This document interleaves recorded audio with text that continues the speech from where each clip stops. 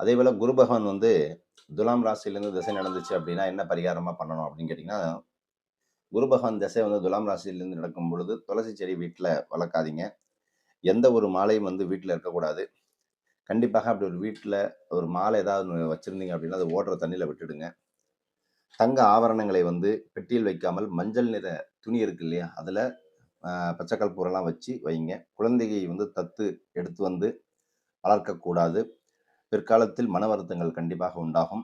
சாமியார்கள், சாதுக்கள் இவர்களை எல்லாம் இந்த காலகட்டத்தில் பார்க்க வேண்டாம். ஆசீர்வாதமும் வாங்கக்கூடாது. வீட்டில் நகைகள் அல்லது அரை பவுன் நகையாவது கண்டிப்பா அது வீட்ல வந்து சுத்தமா துடைக்காம வச்சிருக்கணும். பலவித சிரமங்கள் எல்லாம் குறைவதற்கு வெள்ளி பொருட்கள், உணவு, பலவிதமான தொல்லைகள் எல்லாம் நீங்குவதற்காக அன்னதானங்கள் செய்ய வேண்டும். ஸ்ரீ ரங்கநாதருடைய சன்னதிக்கு சென்று கருடாழ்வாரை வழிபட வேண்டும்.